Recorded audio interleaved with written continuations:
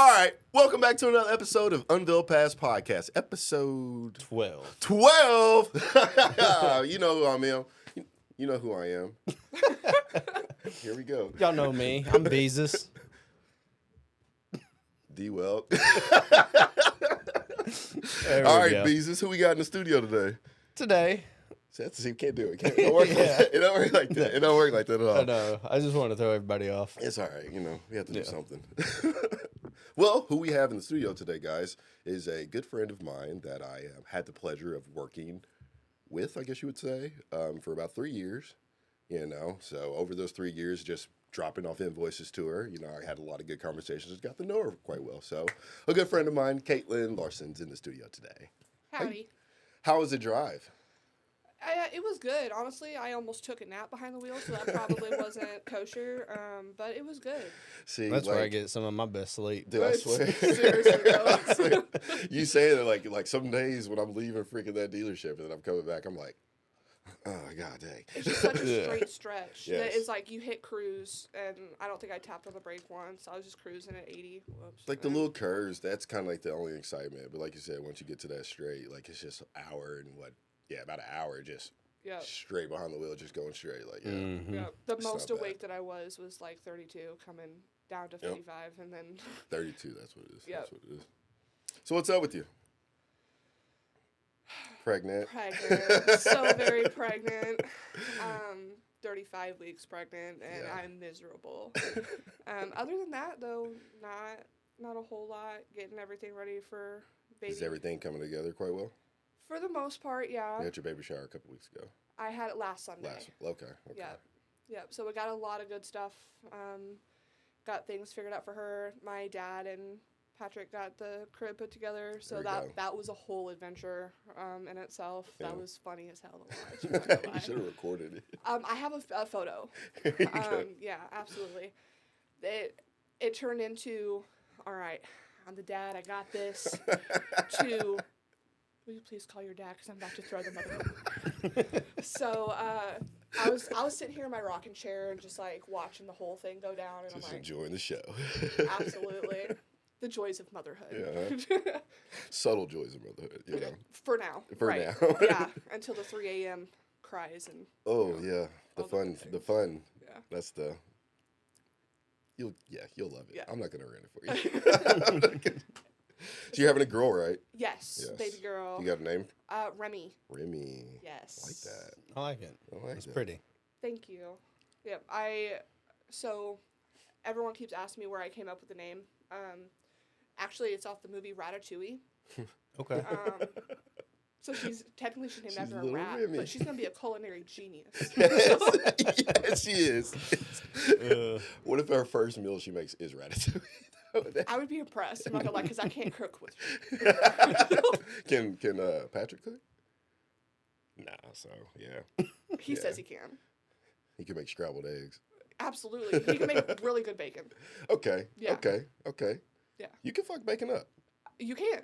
Absolutely. You can. You can fuck I'm bacon not up. gonna lie. He says, "Oh yeah, I can cook," and then proceeds to fuck up tacos, and I'm just like, "Yes, you can. It's so delicious. Thank you."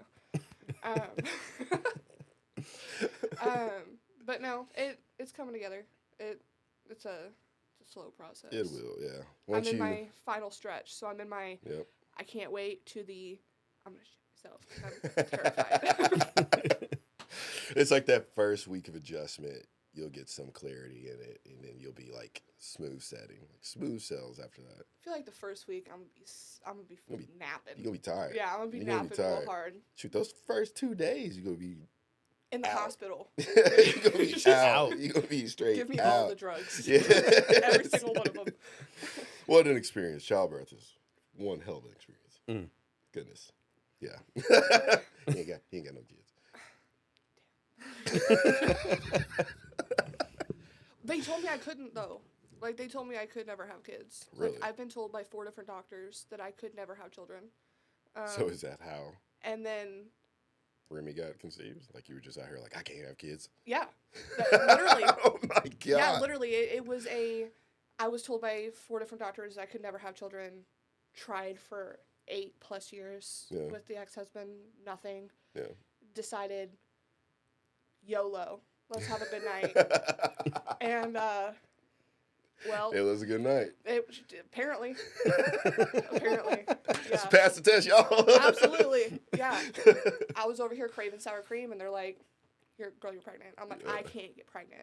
And they're like, You're pregnant. you should probably go take a test. You're craving sour cream. Wow. I loved sour cream anyway. I mean, So, like, by itself? I'm not over here fucking, I'm not a psychopath. I'm not over here, like, That's what I'm thinking. sour You're like, cream. Brandon's over here. like you're the kid She's got eating the glue, spoon. like in the playground. Like, you're just over here to, like, hope nobody sees me. Like, No, it was super subtle. So, like, the Applebee's, like, appetizer plate thing, like, the pick whatever. yeah.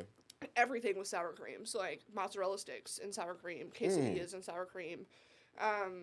If it didn't have sour cream on it, I was going to cry about it. And I thought I was... You see where I'm coming from now. Exactly, right? But I was convinced. I was like, no. You're And like, I told everybody, I was like, okay, you know what? Just for peace of mind, like, I'm going to go take a test. I promise you this shit's going to be negative. I'm going to go outside. I'm going to smoke a blunt about it. And then, like, we're going to drop it. And then the lines were pink. And I'm like, You're like, no, it's like, it's not true. Well, I didn't see it. literally, like, my dad. So I was living with my dad at the time, and I'm like hiding in the bathroom because the worst thing that's gonna happen is my dad's gonna walk up in this house and watch me take this pregnancy test. Yeah. Like that, I don't need that. Yeah. So I had Patrick like standing on like security Just watching it. watch, and all of a sudden I hear your dad's home, and I was like, oh, I just what see. do I do? I see you throwing the box away. Literally, like in the- I'm hiding it in the trash. Yes. And so I'm like sitting there, and he's like, Caitlin, hurry up. Like, I have to go to the bathroom. And I'm like, you're going to have to hold it. I don't know what to tell you. So I'm like sitting there, and then all of a sudden, like, I see those lines turn pink. My heart, non existent at that point, like, to the moon. Yeah. And I'm like, I've taken a lot of pregnancy tests in my day. That's the first time that's happened. So I'm just like, hey, Patrick. And my dad's like, why do you need help going to the bathroom? And I'm like, it's none of your business. Like, it's just none of your business. Mind your own, old man. So he's like, he comes in there and he's like, okay, so obviously you're calling me in here because it's Yep. not negative. Yep. And I'm like, am I blind? No, you're not. Am I dumb? Is my did dyslexia turn into false vision? Oh my gosh. And he's like, no, that's positive. Yeah. And I was like, So what do we do now? yeah. I told him, I was like, hey, I like hide all the evidence. By the way, Patrick, there was another test, Yeah. like on the kitchen table. Patrick's got it in the back of his pants. Like, I was as soon like- as my dad came home, he's like, Oh. shoving shit places. It's like a movie scene. Yeah. So I look at my dad, and I'm like, hey, the bathroom's free. We're going to go get some ice cream. Do you want anything? Because, like, that was going to give us time to, like, freak out about it. Because I can't freak out about it in front of my dad. Like, Yeah. He doesn't know yet. Yeah. Patrick is shitting himself. Like, your dad's going to kill me. Yeah. He is. My dad's like, yeah, I'll take a Blizzard. I'm like, son of a bitch. We weren't really going to go get ice cream, but it's, you know what? Now we are. Now we are. So I'm like, I tell him, I'm like, okay, first things first, like we get in the car and he says, are you okay? I was like, I'm calling my best friend. We cannot talk about this yet. Yeah.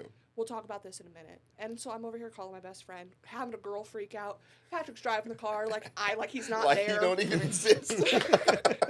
I'm just like, I'm pregnant. And they're like, that's not funny. I was like, I wish I was kidding. Right. Joke's on me. Went and got my dad's Blizzard. Came home. Patrick is pacing at this point. Because he goes outside. He calls whoever he calls. I'm assuming his sister. Yeah. And he's pacing. And I tell him, like, we have to tell my dad. Like, at this point, he's starting to get suspicious. Because he's like, Something's going on. Y'all brought you me look ice like you're cream. about to cry. Yeah. Because he's like, where's your Blizzard? I'm like, oh, I ate that shit on the road. It's already gone. It was It's gone. good.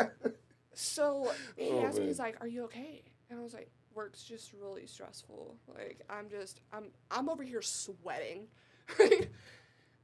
So he's like, no, seriously, what's going on? I was like, let's go outside and smoke and talk about it. He's like, okay. So I go outside and I look at him, like at Patrick, and he's like, today's the day I die. All right, that's fine. Like, here we go. So as I tell my dad, hey, I'm pregnant, he goes, okay. I was like, He didn't believe it, or? no, he didn't believe me. Yeah. Well, like I said, everyone, like, I had been trying for so long that, like, Yeah. no one. Nobody thought it was going to happen. No. Yeah. So I pull this test out of my back pocket, and I just show him. And he goes, well, since we are talking about sensitive stuff, I'm dating your godmother. Oh, And yes. I'm like, Oh, God. Oh, yes. you know what? Touche, Dad. Touche. It's like, all right, you dropped that on me, I'm going to drop this on you. Yeah. Absolutely. He was waiting for the perfect Yeah. time. And Yeah. he was. Yeah. That was brewing for weeks. Exactly. Yeah. Yeah, right. Yeah. I'm like, way to one-up me, Dad. Like, what? It's a competition now. He's big Yeah. dog in the house. Yeah. And he just kind of looks at Patrick, and Patrick goes, what just happened? Like, what the hell just happened? I ain't even thinking about him, his point of view from that. Because he's like, all right, we're dropping this to him. And then he's like, wait, what? Like, Right. what do we do now? Yeah. Like, And, like, Patrick was new to the whole situation anyway. Like, to the whole family dynamic of everything. Yeah. So, like, he's really mind-fucked at this point. He's just like, what? You're oh, you know what? Yeah. So Yeah. are we pregnant? Yeah, right. Is this real life? Golly. So, yeah. That's the story of how Hey, Dad found out. It just, I'm glad we have this because, like, one day she's going to be able to look back and see this story. Yeah. absolutely. And it's going to be a beautiful thing for her. Absolutely. And And sour a cream comical is thing still for a her, thing. too. Say again? Sour cream is still a thing. Like, it's still a thing. I will forever see you eating sour cream out of the container with your hands. Just in a corner. Just, yeah, looking around like a little You ain't kid. getting under the sour cream. Like, just like, what is A going dollop on? of daisy That- for me. That, A shit, dollop a day keeps the doctor away. Stop it. that whole Chappelle scene, you got me more of that sour cream.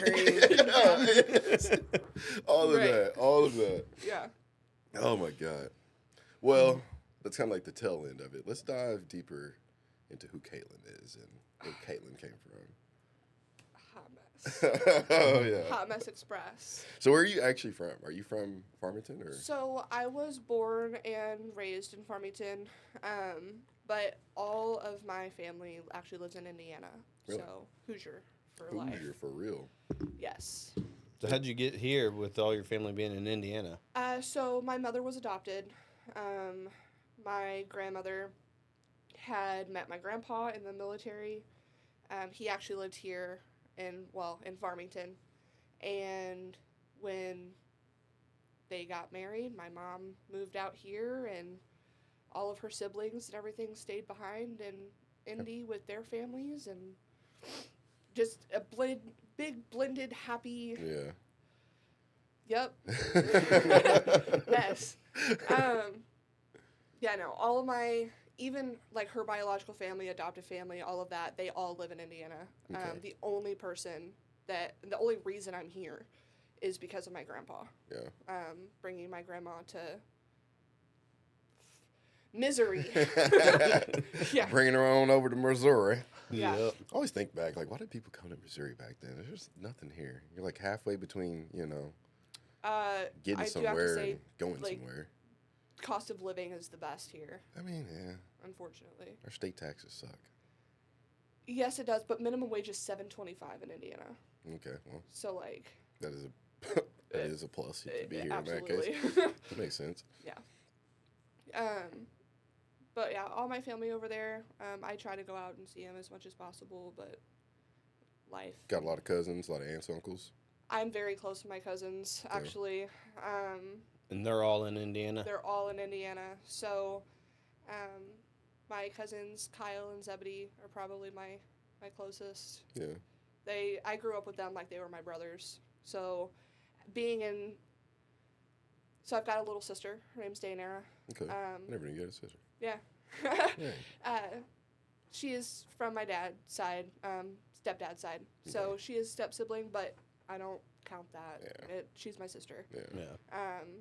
But growing up, they were like my brothers. So, getting freaking hog-tied to a fire hydrant and getting thrown down on the floor, wrestling around like it was freaking WrestleMania every summer. Yeah, I spent a lot of my summers over there.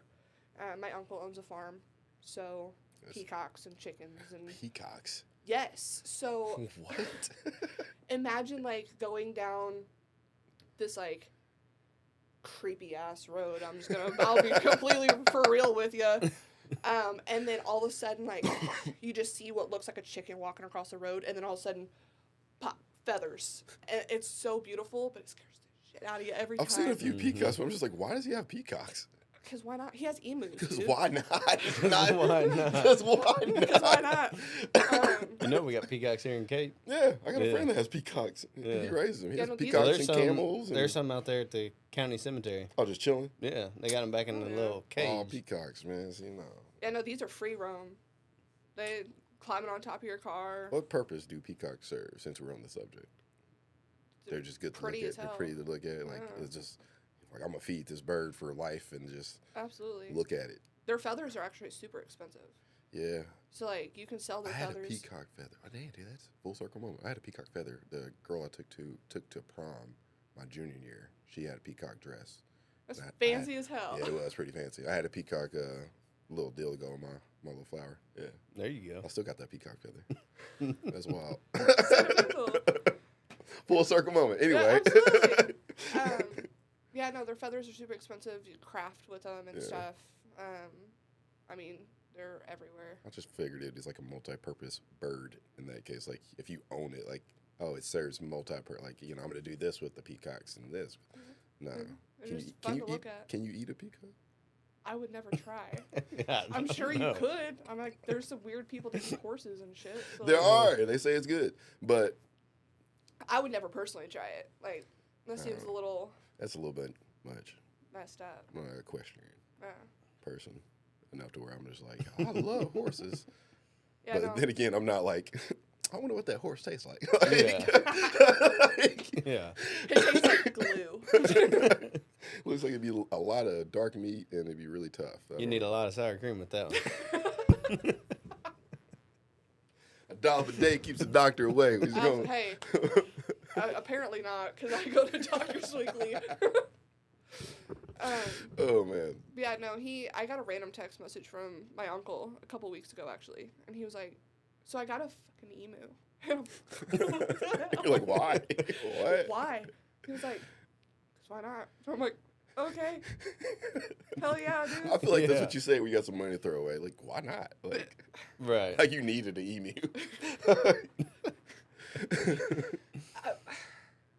I love you never know what you're gonna find when you go out there. Yeah. It's weird as hell. Does he have a lot of land, or is it just 17 acres. Oh yeah, he's got yeah. So why not? Yeah, why not? yeah, that makes sense. Absolutely. Yeah, I'm just here. I survive. So is the big family kind of like what? Do you miss being around all the family, or does it are you kind of used to? Yes and no. So like, spending my summers out there, absolutely fantastic, great. Having a big family like that is fantastic in small doses. Yeah. So like, because I was raised here, having the smaller family dynamic is kind of what I was like vibing with, what I was used to. However, that's not always a great thing, and unfortunately, I've learned to come to learn that. Because once they're gone, what do you have? Something I kind of talked about having a big family is like when they would go home, it's just like, now I have like a void that's not, able to be filled until they come back, Right. So, yeah. Has that ever made you think about moving out there with them? So that was actually the plan. It's kind of ironic that you mentioned that. My mom and dad, they made a pact whenever my dad first started his job. My mom's goal was to always move back out to Indiana. And my dad said, look, I've got a job with a really great retirement. Once I retire, we will move out there. Yeah. Unfortunately, my mom died last year. Sorry to hear that. And my dad's got 11 months left till retirement. So they never got to fulfill that pact. That was the plan with the ex-husband, actually, was to move out there anyway. Yeah. I was thinking, I was like, that'd be cool if your dad still did move, you know? Unfortunately, he's got his damn hooks in Missouri, and the only reason he was going to go out there was to support my mom. Yeah. You know, she gave him 20 plus years here in Missouri. He would give her, you know, the remainder of their life in Indiana, not because he wanted to. Yeah, but hey, man, he was loyal. She was loyal. So, absolutely. Yeah, makes sense. Yeah. But he told me when she had passed, there's no way in hell he was moving out there. Just not because he doesn't love that side of the family. It's just hurtful. Yeah. Because that was all her family. So it's just a big reminder of, you know, The tragedy. yeah. Absolutely. Yeah. So, I actually went out there, let's see, I was like 26 weeks pregnant at the time. I wanted to make sure I got one final hoorah out there before I couldn't go out there for a while. Yeah. So I did get to go out there a couple months ago and see everybody. I kept my pregnancy a secret. I was wondering that, but Yeah. then again, I was like, are you going to take baby Remy out there? So I plan on it, absolutely. Yeah. But the time that my mom died to the time that I got pregnant, there was only a 6 month gap, there. Oh, So, wow. like, I was not over here just like, hey guys, here's one big event after another, like, what's up? Yeah. So I hid it for 26 weeks. And then I told everybody, like, hey, I'm coming out there. They all wanted to party, by the way. You're And like, I was just can't. like, you know, I'm taking Grandpa with me. Like, I'm not going to leave him in a hotel room by himself. Like, I can't. That's just really messed up of me, guys. So, like, I can't really party, but I'm coming out here to see you guys. Like, I miss you. I haven't seen you since, you know, the last big thing. Yeah. So, like, I need us to end on a happier note here. I show up, and they're like, like, you're pregnant. yeah, yeah. I'm like, now you see why I can't party. Yeah. But yeah, Was that the first trip out there since your mom had passed? yeah. How was that experience? I'm not gonna lie, it was tricky. So, like, half of me loved it because it was very, like, reminiscing, very, oh, well, you know, I used to come out here with Mom all the time. Like, I could see her sitting on the porch swing kind of thing. The other half of me was like, okay, damn, like, she's not, I don't get to call, I'm expecting my phone to ring for her to yell at me that I'm out there without her. Yeah. Like, a little backstory to that, my mom was sick for a really long time. She died super young. She was only 50. Yeah. And she was super sick. So she didn't get to go out there the last quite a few many years. Yeah. She kind of missed out on the whole experience. And so the last time that I had been out there prior to this one was actually back for my, it leads into another thing, my impromptu honeymoon that was not supposed to happen. Kept a secret like the pregnancy? No. No. More or less, like, during my wedding, the best man ruined my wedding. We were supposed to go on our honeymoon with him, and because he ruined my wedding ceremony, I said, fuck you, and we went to Indiana instead. We'll get into that. That's a fun story. All right. But that was the last time I had been out there, was my impromptu honeymoon. we did like this big. So every year, my family has a how's it called? Privacy Brain's a bitch. Ephemery. Hog roast. There it is. Hog roast. Yes. So like they'll go out, they'll slaughter a hog on the farm. And they'll just make a big fire and they'll pitch it up over it. Yep. Yeah. All the family. It's like a big, as you said, potluck. All the family brings out food and beer and big party. so much beer. I mean, we party all night and just kind of eat off the pig. Yep, hang out and all the good stuff. That sounds actually kind of fun. Yeah. Dude, I'm telling you, country living is not that bad. That's some real country shit, but absolutely. it kind of sounds like a good time. I ain't gonna lie to you. It really is. But that was the last time I had been out there prior. Yeah. And then whenever I went out there this last time, it was not as fun. Yeah. I love my daughter, but like limitations. You're like, come on. Right. So just like I said, it was a mixture of both. I was waiting for her to call me, ask me how the trip was, make sure I made it okay. Like she would want me to FaceTime with everybody so that way she would be able to say hi. And then on the other hand, it's like, well, this is really nice because, you know, this is... So fun fact, even though my mother was adopted, she looks like she came out of this family's ass. Like, I'm not joking. You're like, they look like they related. Seriously. So back in the 70s, back when my mom was born, adoption agencies actually did testing, like genetic testing, to see, like, it was almost like a matchmaker kind of thing. You were matched with a family that you were going to adapt to more, whether it be looks, personality, different things like that. So there's a couple studies over that. I mean, a lot to you. That's wild. I didn't know that. Yeah, there's a couple studies over that.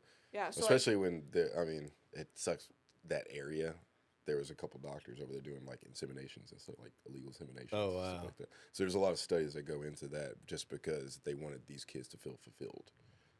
Psychologically, you know, physically, you never grow up, and then you, like, when we had Justin here, you learn birth defects, you know, from that, and you don't know where they come from. So, yeah. Yeah, and my mother was one of them. So, I mean, like, there's actually a, everybody growing up, so my aunt is actually substantially older than the rest of the siblings. Everybody thought that my mother was like her secret love child because of how much that she looks like the other siblings. It's crazy that people start to get their own. Seriously. They're just making up stuff. So it's like my uncle, if you were to like put them side by side, my uncle and my mother, they look like flippin' twins. Yeah. So like, and they act exactly the same. So like when I go out there to kind of like pre-trauma, when I would go out there to, like, sneak away and get the hell away from my mom for a little bit, I was walking into the house with her. She was just a different gender. Like, I was walking in. Mom, when did you turn into a man? Exactly, right. Like, I'd walk in and he'd be, you know, he'd get all riled up about something, and he'd start in with the, as I call it, you know, my mom-tude. And I'm like, I thought I drove 500 miles to get the hell away from this shit. Not to drive to it. Right. But yeah. It's like a warming feeling to be submerged in your family, but it's like that missing of like the usual, you know what I mean? Like your mom calling you, FaceTiming. So it's like new comforts in the norms that you're going to be dealing with now. So, I mean, it would be still a good thing for you to go over there like periodically, you know? Oh, yeah. Just absolutely. Stay close to your roots, stay close to your family and stuff like that. I plan on her, you know, growing up with the goats and shit. Yeah. Just like I did. The like, hog roast and all that. Absolutely. Oh, yeah. We might have to set that up. I don't like pork that much. I ain't gonna. So I'm not gonna lie to you. I actually don't eat a lot of pork. Yeah, same. Like, but like I'll eat pulled pork. Hell yeah. But like I won't eat like pork chops, pork steaks. It's pushing it. Right. Pushing it.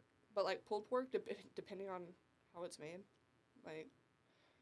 And Shit stop ton. talking about, I'll pull the bone out the meat. If you cooked it, you're going to pull the bone out the meat. I'm tired of hearing, I'm tired of seeing that. I'm just, it's like, bones? look, exactly. They be like, man, the bones just slid right on out. Yeah, of course, you cooked the meat. That's not always true though. I know you can cook it too long, and If you're gonna it's have dry to, as hell, yeah. it's not going anywhere. But if you cook it right, which is not too long, it's not too short, it's gonna come out. You know what I'm saying? Okay, Goldilocks. My hair used to be blonde. Anyway, anyway. So it sounds like you had an interesting childhood. A lot of diversity in there, just from being from two different areas, and a big family, and being your mother being adopted. How did that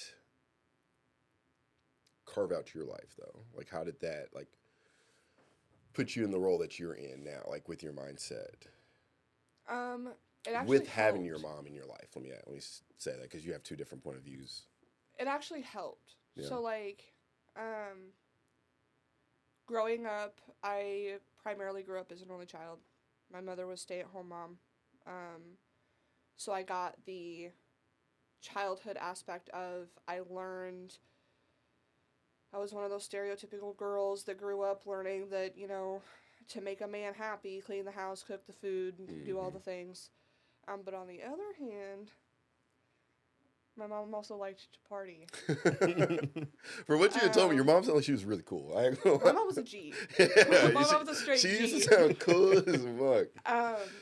So I also grew up with my mom taught me how to be street smart. I'm gonna be straight up honest with you. Yeah. My dad was the more strict one. So I was kind of, growing up, I watched, both my parents smoked cigarettes. Yeah. Obviously, when you grow up in a household like that, you start their habits. Again, with my mom being a G. I was 14, okay? And I'm walking with a group of my friends, and we're walking to Sonic. Why this girl was picking me up Burger King, I don't know, because I was out walking around with friends going to get food myself. So, why is she going to get me food? But, again, she a G. Yeah. Pulls into Sonic, sees me hitting the cigarette, pulls into Sonic sideways, gets out the truck, whop. Grabs me by my hair, says, "You're never going to see your friends again," throws me in the car, right? My grandpa's over here looking like, all right, that was a little harsh, but I get it. What's going on? Takes me back to the house. I'm walking down the street with my mom. We're having a talk, okay? She goes, "Why do you think that's okay?" Well, I've watched you and Dad smoke my whole life. The hell you mean? Right. She's like, all right, fair enough. Little did she know, I had an entire pack of cigarettes unopened hidden in my Letterman's jacket. She's like, "I guess you can go back out with your friends, just..." She calmed down. Yeah, right. Once she got a cheeseburger in her. She's like, all right. I was walking through the field smoking a fucking Marlboro NXT 20 minutes later. Like nothing happened. Right. That progressed. So, childhood, growing up, grew up knowing this is how things are supposed to be. Right from wrong. Yeah. But also was given the diversity to learn from my mistakes, which is something that me and him don't really necessarily agree with. Nobody, especially in my childhood, in my household, nobody is going to learn more than if you experience it yourself and you learn. So, even though my parents, I grew up in this big family, on both sides. Yeah. City living, country living, I got to see both sides. I got to kind of indulge myself in all of the different things. You don't know until you're there. Yeah.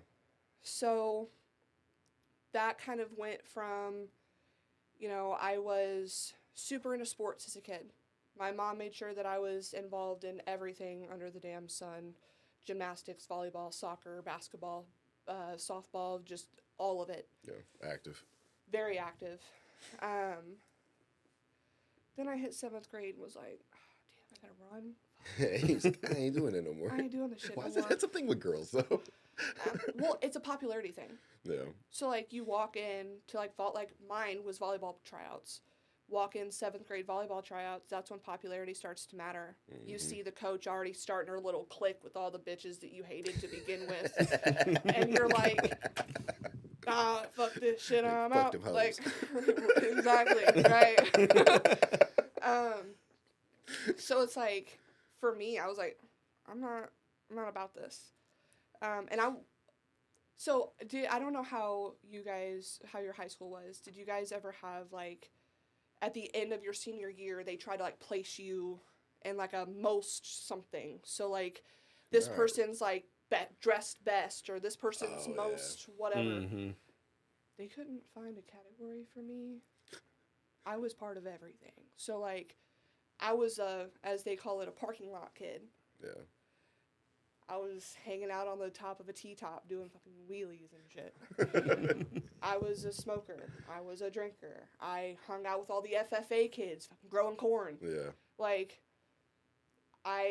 because of the diversity, they couldn't... You could just mesh well with everybody. Everybody. Like, Yeah. I'm a social butterfly. Not to mention art major. Like, they're like, wait a minute. This girl's musically inclined, art major, she smokes pot. And she can grow corn. And she can grow corn? Hold on a second. Wait a minute.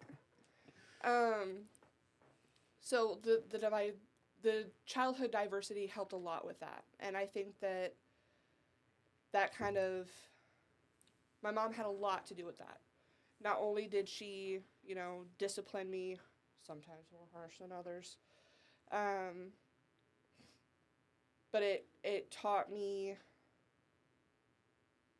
the right from wrong, but also to live life and to not be...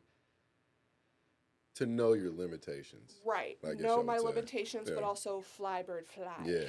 Be free.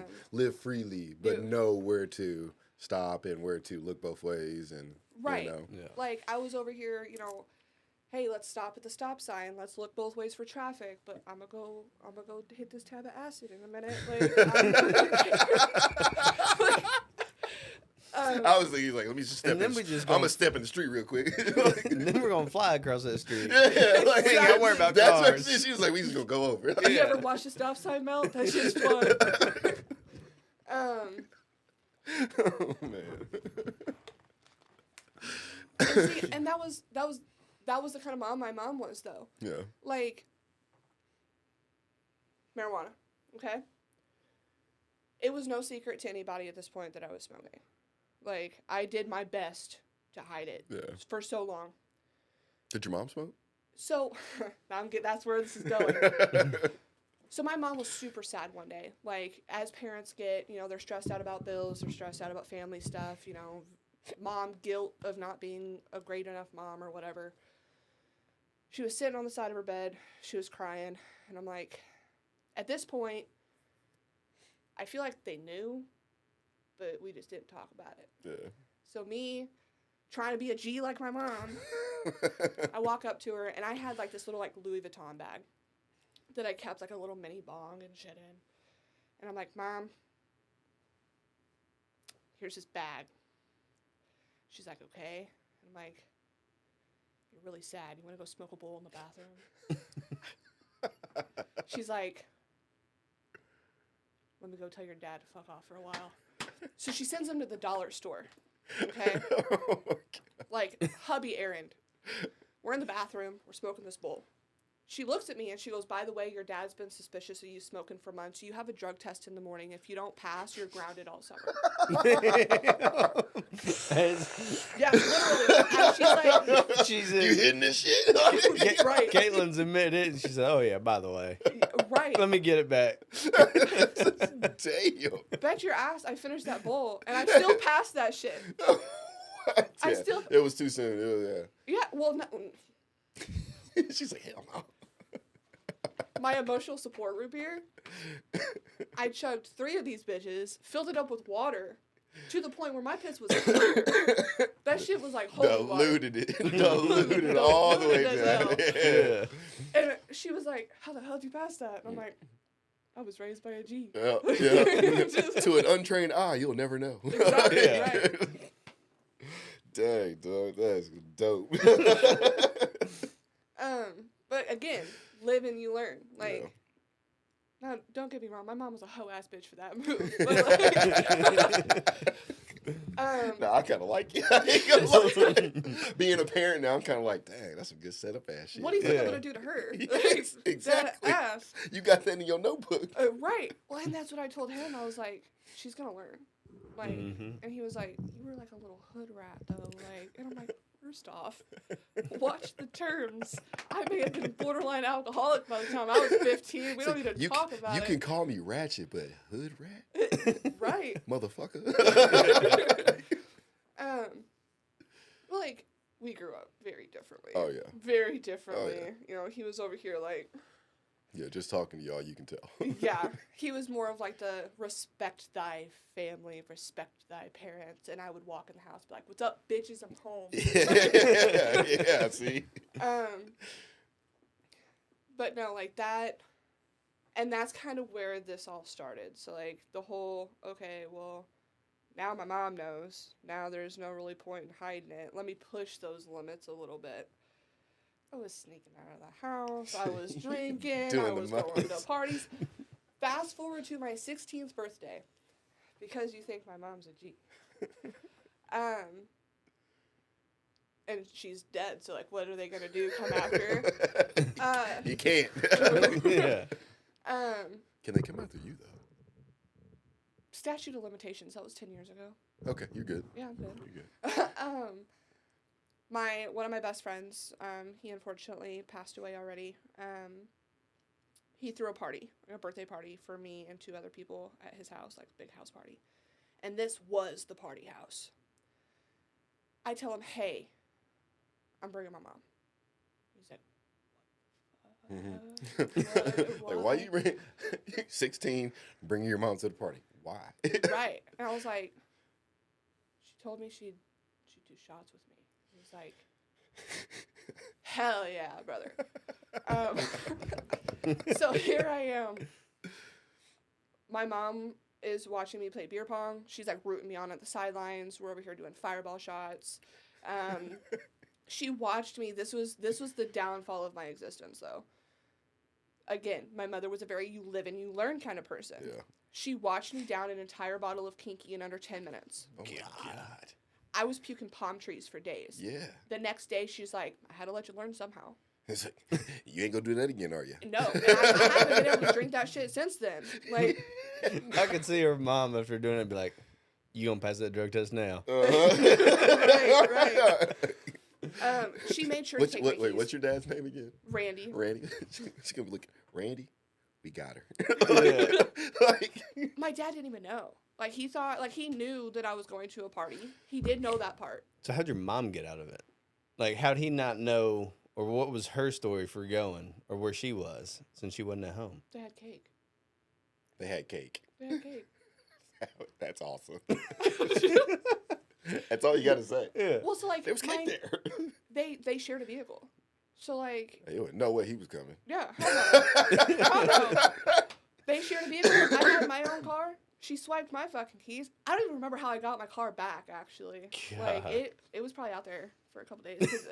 'Cause she told my you best sick. friend at the time, she's like, you're driving her ass home. Like, she's not driving. So she took my keys. Like, they shared a vehicle. He was like, where are you going? I'm going to this party with Caitlin. He's like, excuse me? She's like, they've got cake. There was no more questions about it. I'll see you when you get back. Can you bring me a Exactly. slice? Right, and the thing is that, so, like, he lived out on 32, okay? So, like, back off in, like, Lake Yeah. St. John area. Yeah. Because of all the fireball shots, she went the wrong way. She ended up in St. John. It's dark out there. You don't know which way you going. You No. just take some curves, drive. You're like, how the hell did I get to St. John? Yeah. Like, Right, and I was like, and you're over here yelling at me about drinking and driving. I could have at least made it fucking back.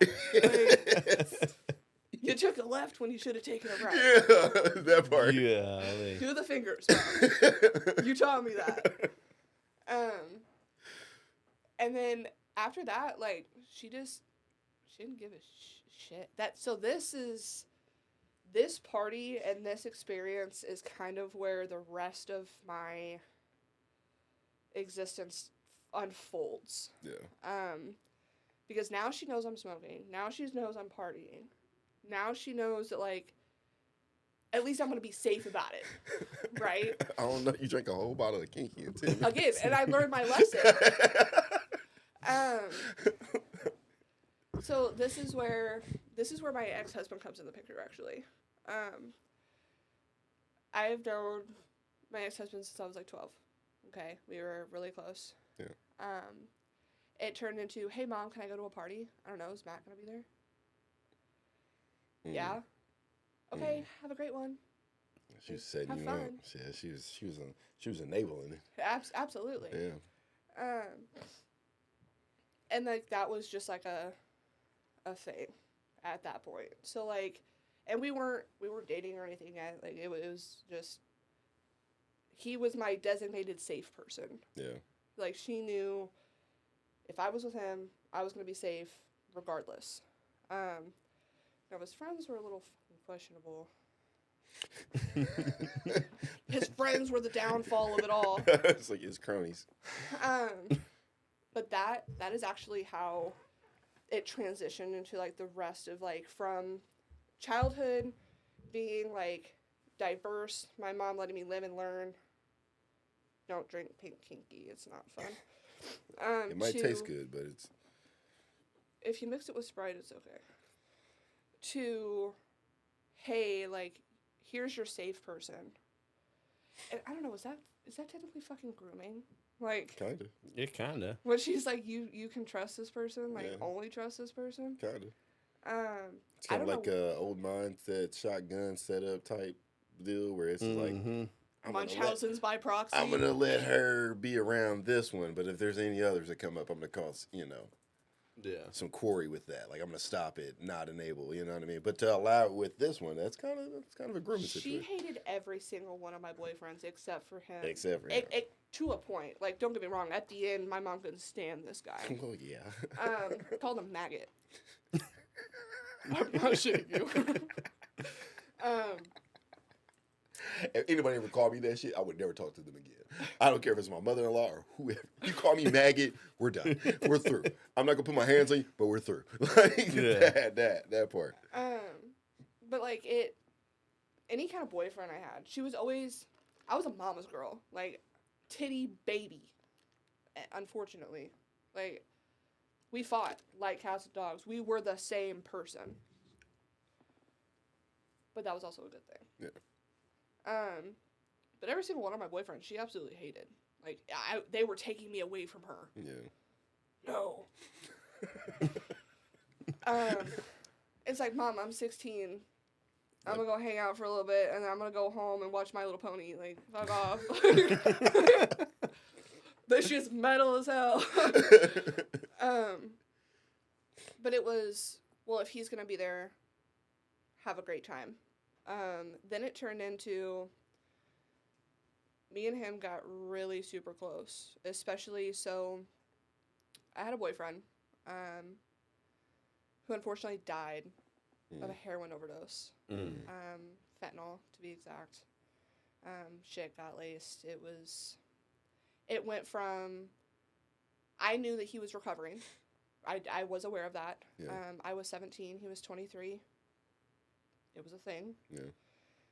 It went from, okay, honey, I'm going to pick you up in the morning. We're going to go have a date day, to I get a call at 8 o'clock in the morning from his sister saying, oh my God, he's dead. Yeah. Super traumatic. That's very, at 17 too. Yeah. Yeah, right. So who do I call? My safe person. I call my ex-husband. Not my husband at the time. And he comforts me. He's there for me. He does all the things. My mother is like, so to paint a picture, my mom's sitting on the damn toilet, and I'm running into her room going, I gotta go, tears going down my face. She's like, what the hell's happening? And I'm like, he's dead. Just for safety reasons, I'm not gonna say his name, but he's gone. She's like, what happened? I told her, I'm like, I don't know much. This is just what I was told. Me and my little Chevy Impala doing 120 down a highway. Not recommended, by the way. I get over to his house. Come to find out, his dad knew all about him using again. Damn. God. Didn't try to stop him, didn't... No, he was enabling the shit. Oh, damn. Which I didn't find out until recently, actually. Yeah. Mind you, this was almost 10 years ago. Yeah. So, little did I know, anytime that... And again, this is also, you live and you learn. I'm 17. I'm naive as hell. Oh, he has a cold. He has the sniffles. He's throwing up. He has the flu. Yeah. He was dope sick. Yeah. And I just didn't know it. So here symptoms. I am giving him chicken noodle soup, and here his dad is feeding him Suboxones. Yeah, like, right. little to my knowledge. So, and I do have to say, his dad did a great job covering that shit up. Yeah. To everybody. Yeah. Now the guilt's killing him. Yeah, I'm sure. But I call my safe person, and I'm like, hey, because he knew us both. I'm like, hey, this happened, you know. He's like, okay, come over to the house. Because of, I don't know if it was like, quote unquote, like trauma bonding, or like, what? Because like he went through some shit too growing up. Mm-hmm. Don't know if it was like trauma bonding, what it was. We were inseparable from that point forward. Inseparable. It got to the point where if his friends were looking for him, they were calling me. Yeah.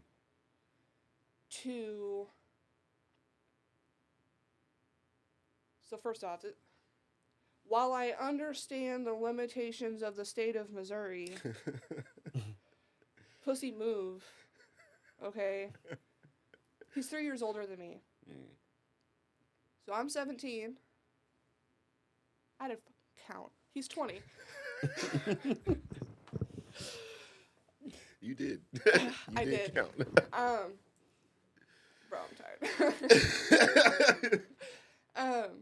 I'm 17. He's 20. This little pussy ass motherfucker waits until my 18th birthday. A month after, actually. To start dating? Yeah. Yeah. Like I said, we're inseparable. Yeah. Okay? It's like you can already tell. Right. I had people quite, like, we were sleeping in the same damn bed, bro. Nothing was happening. Like, we were just that fucking close. People thought it was weird. I mean, yeah. Yeah. They're like, that's your boyfriend. I'm like, no, really, though.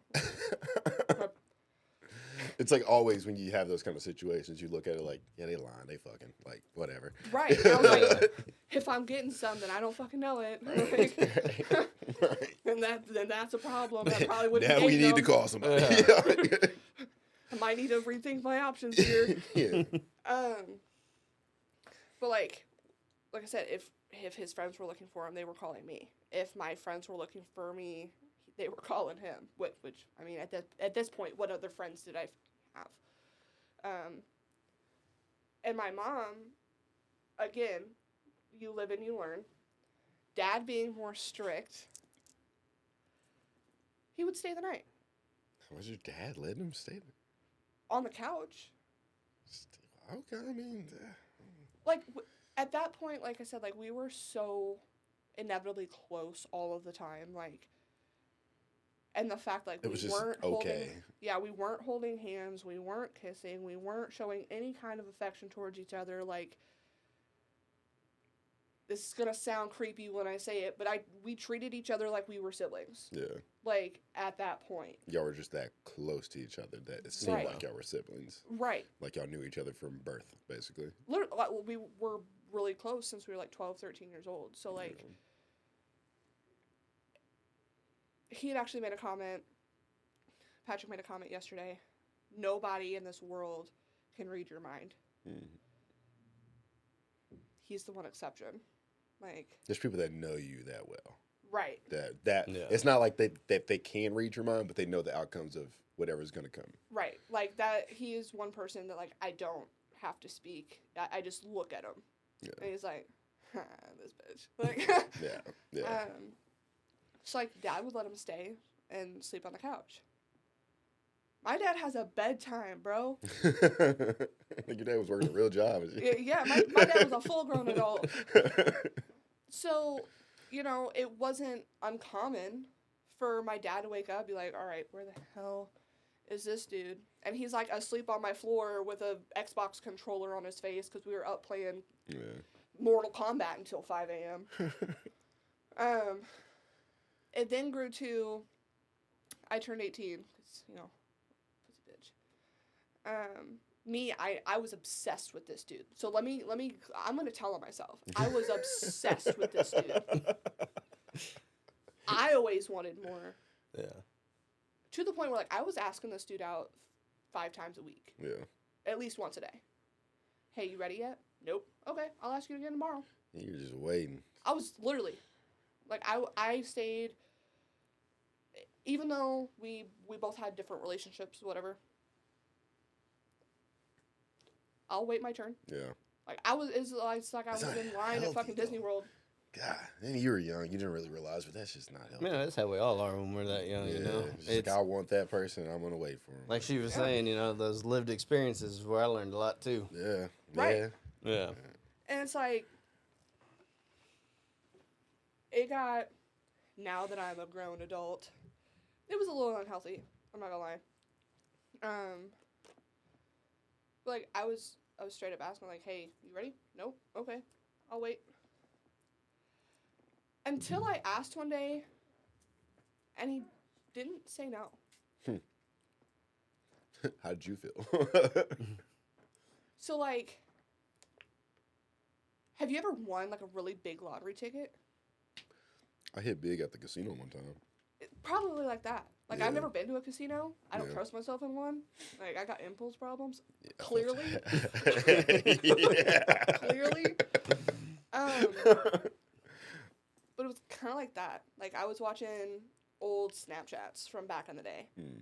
And he had said something. So, we weren't dating yet. It was a joke. I don't even remember. I wish Snapchat showed you who you were originally sending these damn Snapchat stories to.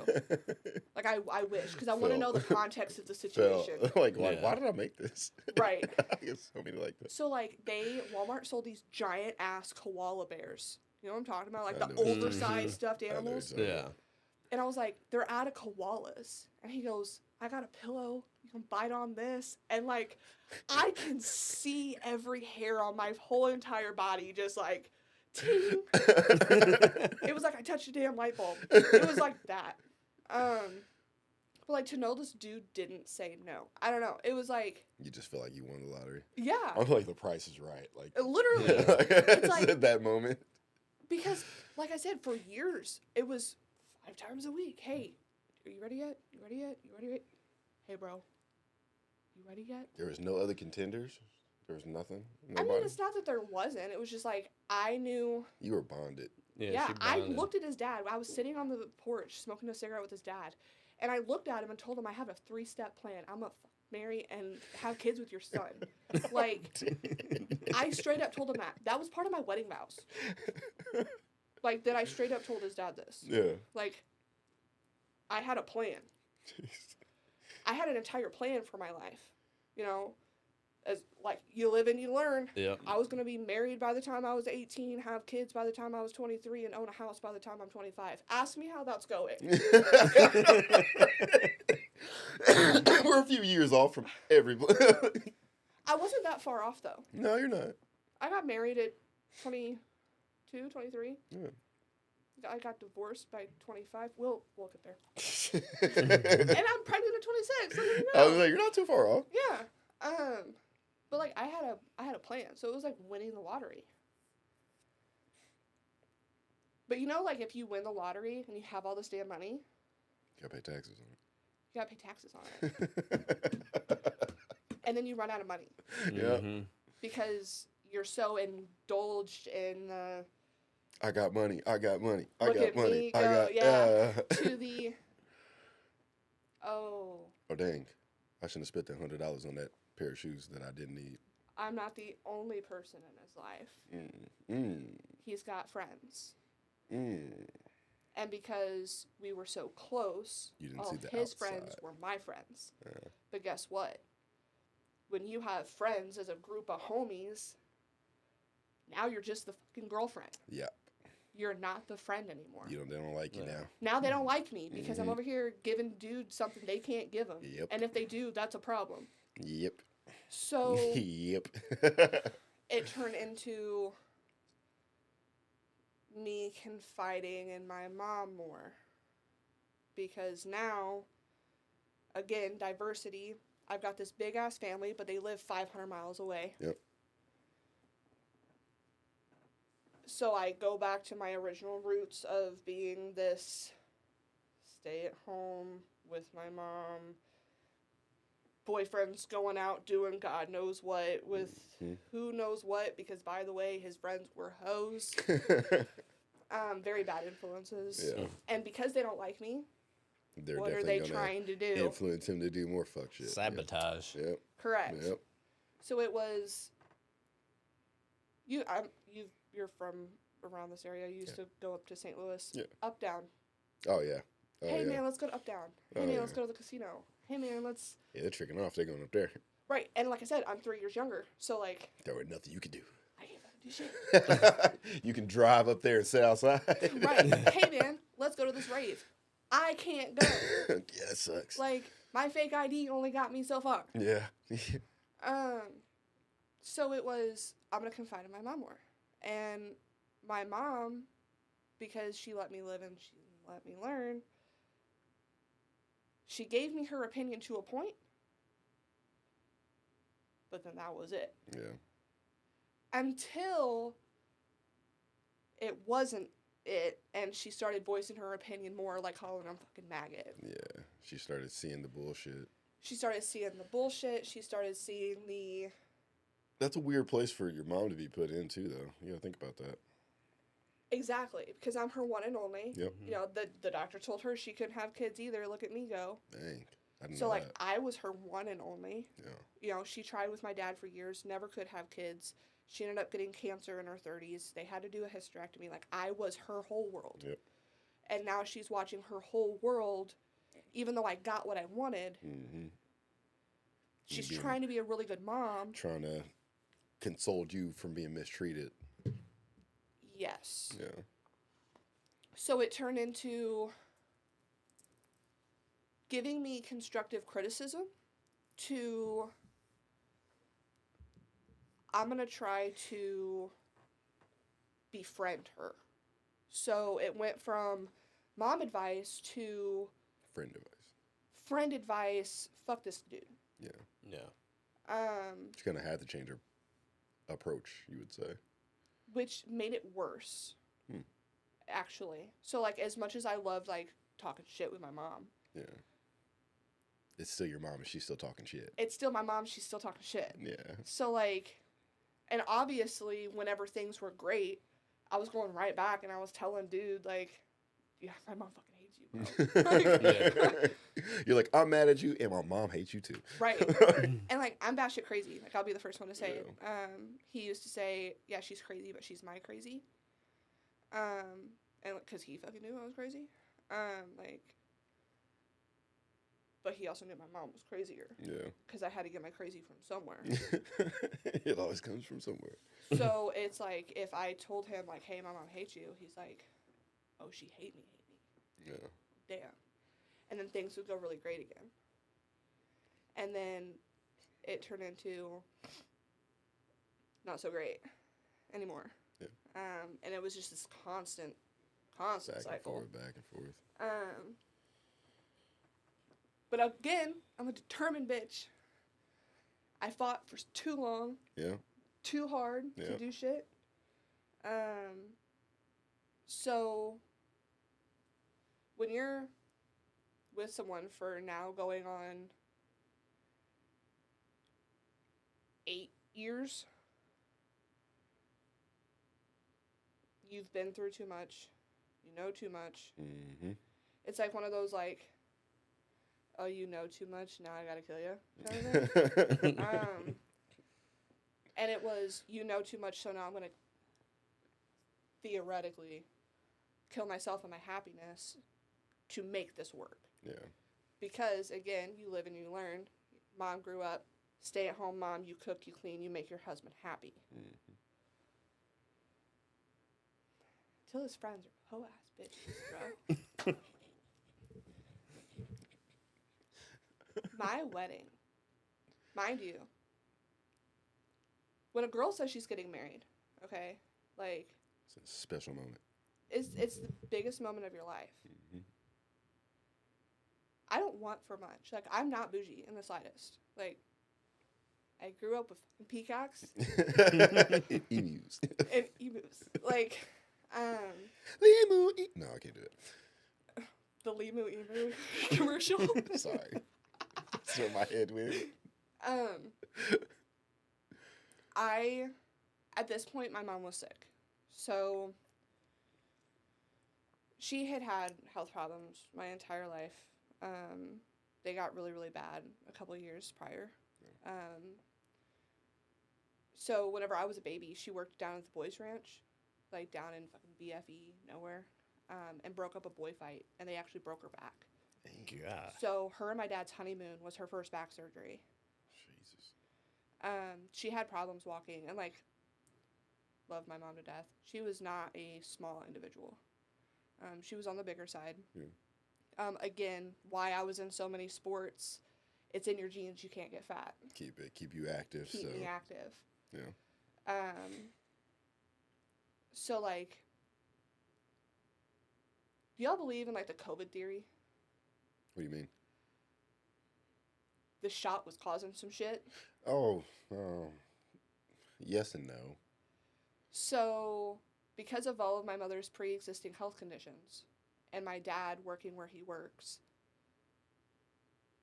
she had to get the vaccine. My dad ended up coming home, bringing COVID home, getting her sick. It was too much of a risk. So, don't touch me with the shit. Yeah. Don't do it. And I begged her not to. I was like, Mom, I would rather you get COVID and us deal with that Yeah.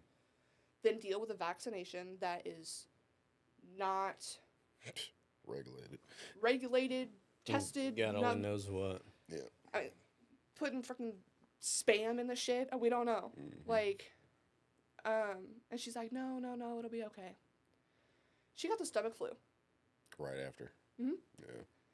Yeah. Did you know that the stomach flu lasts a year? I didn't know that. Mm-mm. Yeah, neither did we. It was... And she was already sick when that... Right. So, yeah. So, it went from her feeling a little sick to her tummy to her not being able to eat or drink anything. Anytime she would eat, anytime she would drink, it was right back up. And it was an ongoing problem for a very long time. Like I said, a year. Like, my mother was 330 pounds when this started. She, pre-pregnancy, weighed 6 pounds more than I did when she died. Jeez. Because of all of it. They just kept telling her, you have the stomach flu. You have the stomach flu. I knew something else was happening. So I look at my fiance at the time and I say, look, I don't want a big extravagant wedding. I want my mom there. Yeah. Let's go get married at a VFW. Small, we've been together for 8 years. simple. Let's not rush this shit, but Yeah. let's kind of get it going. Get it done, but let's do it in a simple manner. Right. And he did not, as a man, and sorry guys. No, you're good. Sorry. He wanted me to want what I wanted. So when someone would say, hey, where do you want this? Ask her. Yeah. What should I do with this? Ask her. I actually had to work the night before my wedding until about 8:30 at night. Jeez. When I got to the venue, this dude was laying on the damn floor with his headphones in, acting like Like, literally, Creed was playing in the background. Hold me now. Because my sister and everybody, they just kept asking him, like, what do you want? Ask her. I'm not getting my ass reamed. Jeez. Like, I'm not that hard to live with, dude. Like, fucking put it away. If I don't like it, I'll fix it when I get there. Yeah, it's like, you'll move it. When I show up, so we got married in Bonne Terre, which is like the rat's hole of St. Francis County. We don't live up there, so we don't really be. So it's like the bad part of Jackson. All right. Yeah, like the hood of Jackson. All right, I see. And my sister lived down the street. The VFW does not have like a get ready suite. So I have to go get my dress on at her house. So, fun fact, my brother-in-law is a sports broadcaster. Really? Yes. It's actually pretty cool. Meaning he was in charge of all of our music shit. Every single bit of it. Our officiant officiated it for a fucking 6-pack of beer. Like, when I say I made this shit work, Hey, you did. I made this shit work. You did. And when I show up, by the way, I tell everybody the wrong time for our wedding on purpose. Later or earlier? Early. There you go. They're 3 hours early to this shit. Damn, I'd have been mad at your ass. I would have been like, mad at you. 3 hours early. 3 hours? Like an hour and a half, an hour. It's cool. So the wedding was at 3. I told everyone to be there by 1, but everybody was getting there at like 12:30 because they wanted to make sure that they were early. Good job, guys. Yeah, you like, I would have walked down just looking like. Literally, I walk This is in for like you a guys. flannel, like my hair and my makeup's done, but I'm in like a flannel, like your basic like, this girl needs a fucking shower kind of look. At going that on. moment, I would have been pissed off. And they're like, what the I'd have been so mad. And I was like, oh yeah, the wedding starts at 3. I just want to make sure your bitch asses were here. I'd have left and came back. I would have been pissed. So that was the rule. This motherfucker can start without you. It can't start without me. That's a fact. So be here. Don't leave. If you need something, you call me because I have to go get my dress on. Yeah. I can stop and get something. Whether I'm in a wedding dress or not, I'm going to be looking fly as hell doing it. I can get whatever you guys need. You are not to leave this damn venue. Now that I know everyone's here. Like, everybody's there. Everybody's here. The Everybody's stage is accounted set. for. Just stay put. Just I'll be look back in a pretty. minute. We had an open bar. Oh, yeah, you good. Get drunk. Yeah, you good, man. Open bar, you're good. Like, we had a keg. I was like, just Yeah. drink. Yeah. Stay there. Stay. Good dog. Sit, boy. Literally. So, my sister, my maid of honor, and my brother-in-law are all at my sister's house helping me get my dress on. Like, I can't tie my own corset. My brother-in-law was driving my sister so she could drink. Meaning the sound system was going to be the last thing to get set up. My ex-husband and his fucking best man take it upon themselves to try and hook it up. They fucked it all up. They forgot to plug the damn thing in the wall. Had everything else plugged up, Yeah. but didn't plug it up. They thought it was the aux cord. Because, like, why pay a DJ? I got Spotify. So, like, they're over here, like, freaking out. The aux cord's not working. The aux cord's not working. I'm going to go run to the store and go get an aux cord. What was my one rule? Don't leave. Don't leave. Don't leave. If you need something, I'll get it. So Bonne Terre is a 15-minute drive from Farmington to Bonne Terre. There's a Deloge. There's a Walmart in Deloge, which is halfway, practically, from Bonne Terre to Farmington. There's a fucking Walmart. There's also a Walgreens. There's a Dollar General on every street corner. Every There's so many Dollar Generals. When they find Atlantis under the ocean, they're going to find a Dollar General. They are. They are. She ain't wrong. They are going to find a Dollar General. That's funny. And this dude drives to Farmington Walgreens. Hey, they wanted to be seen in their tuxes and they didn't care how far they had to go. They were in a white shirt and fucking suspenders. When I say this shit was the most basic thing you could ever do. Yeah. There's So I no get back. reason at all. Nobody tells me he's not there, by the way. So I'm over here because we were not allowed to take alcohol or bring alcohol in. We had to like Drink it while it was in. while they were there, Yeah. right? So I had my aunt hide me some Fireball shots, and I was over here like I was prepping, Yeah. right? I get in there, sweating like the Fireball sweats, Yeah. right? Yeah. I'm in a dress. I've got these damn like very uncomfortable shape shifter looking things on to try and make sure I'm looking great. Cutting into my rib cage. I can't breathe. And I'm like, yeah, Jared, my brother-in-law, start the music, dude. Like, I'm ready. Let's go. He's like, I'm trying. but They it's tell not me working. halfway through the song that the best man's not there. Excuse me? You're like, what? What? We had a song, like a hey, everybody should probably find their seat, things are about to start song, Yeah. go on before the walk down the aisle song. We let that damn thing play 4 times. 4 times. 12 minutes later. Yeah. Beautiful Crazy can only play so many times before like Yeah. this bitch really is crazy. Like where is she at? Like, did she run? So It's like I'm a bad over here. start to a movie. I don't know if I'm like cussing that loud over the music to where like. So my mom is already doing tequila shots because she knows better at this point. Yeah. Like now, mind you, my mom throws up everything that she eats or drinks, but she's managing to down these tequila shots. She's holding that down. She's holding that down. So here I am, freaking out. Obviously, the hubby can't see me in my dress yet. I'm not out there yet, so he can't console me.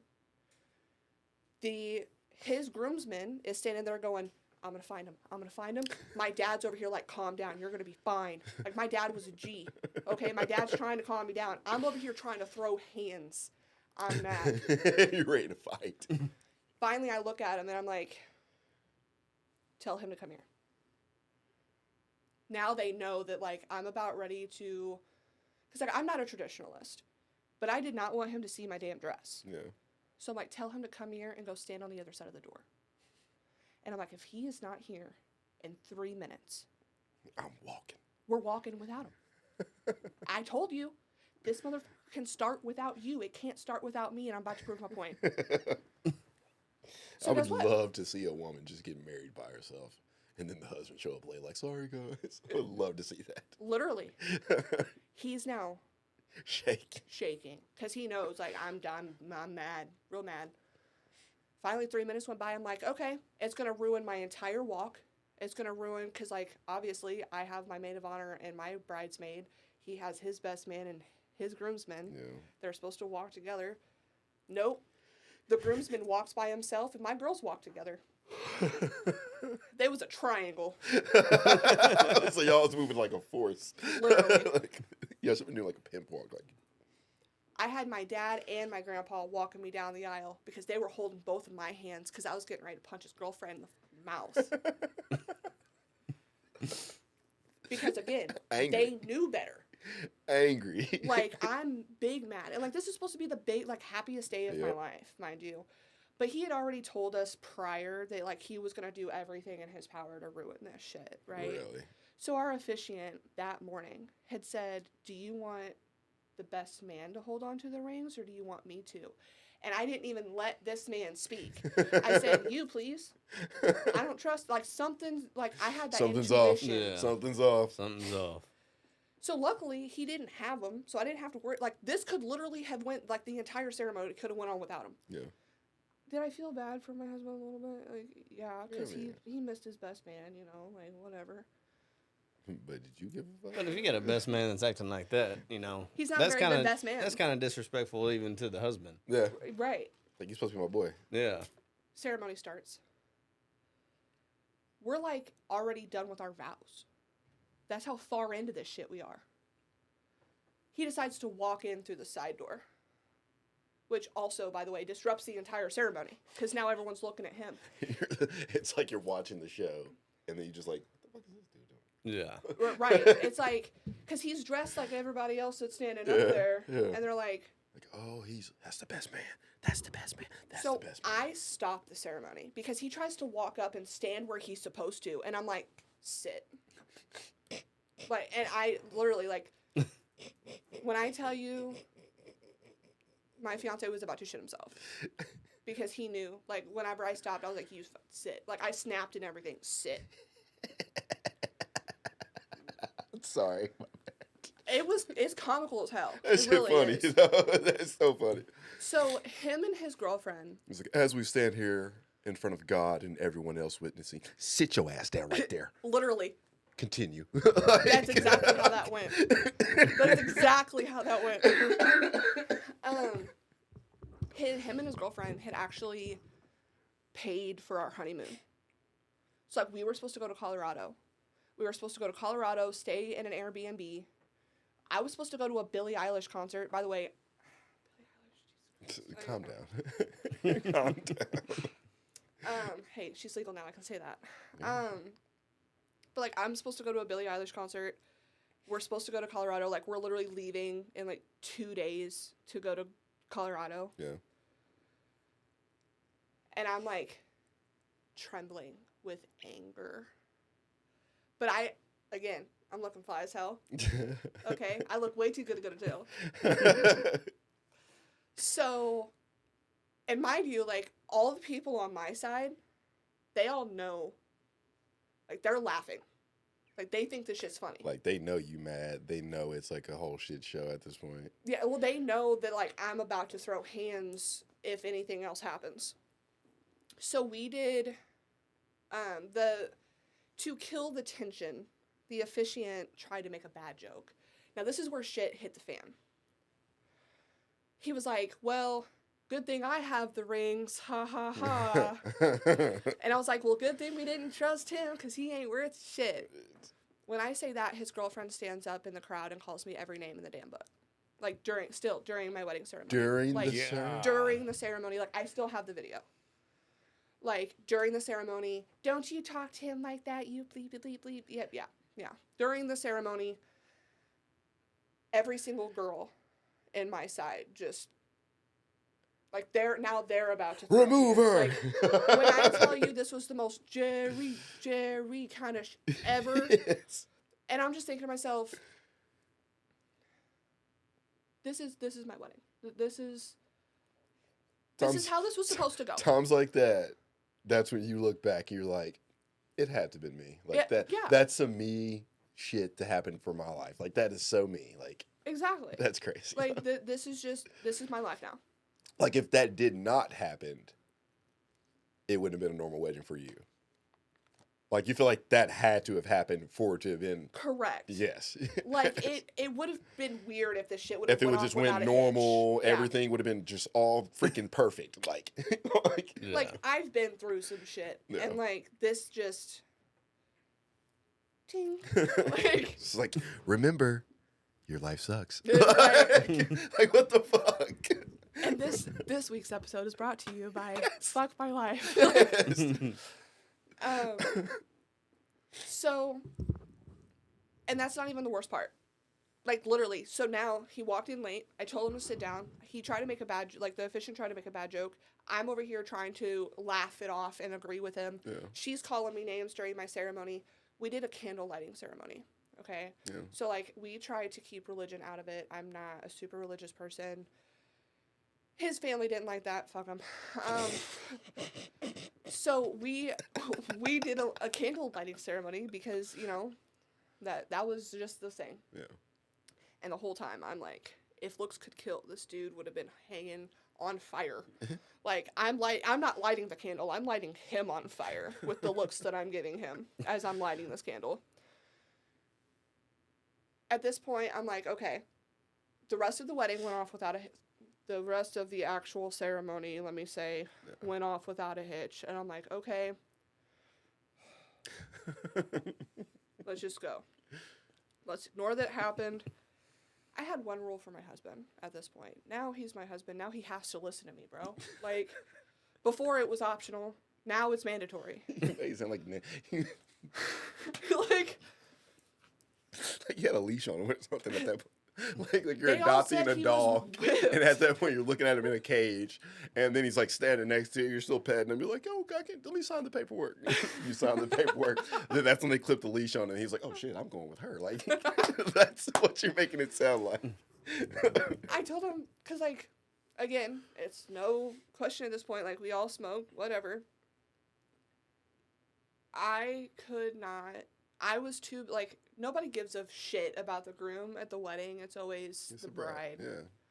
So I am being pulled so many different directions. And I told him, I was like, I'm going to need you to steal me so we can go smoke so I can calm the fuck down Yeah.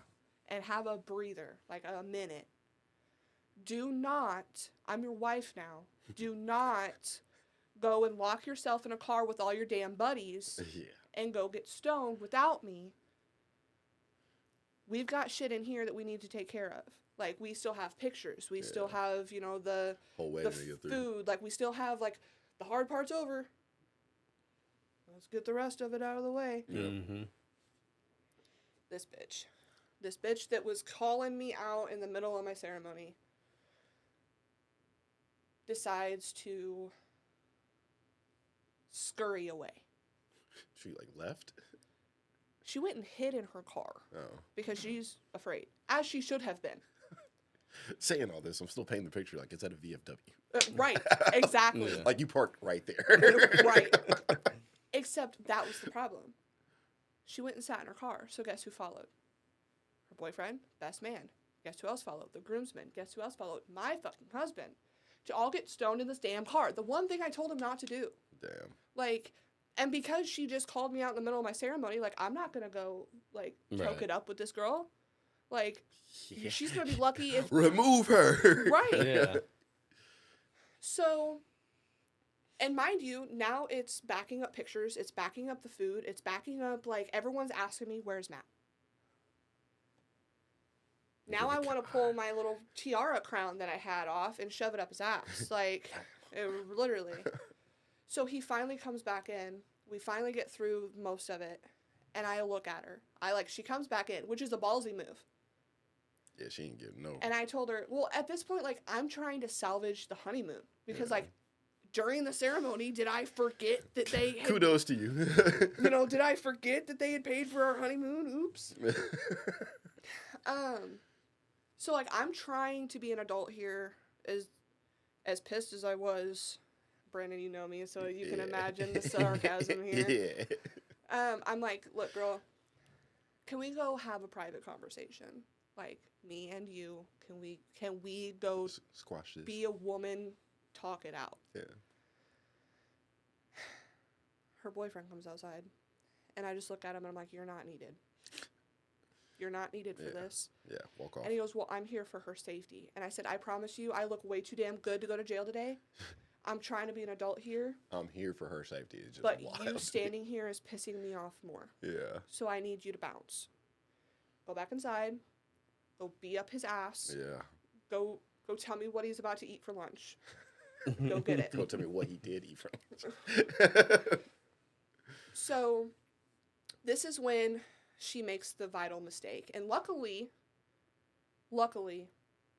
he did not listen to what I said, and he was still out there. Because he was the only thing that saved her. This girl looks at me and says, I think it's best if Matt goes on this trip without you. I'm Damn. sorry.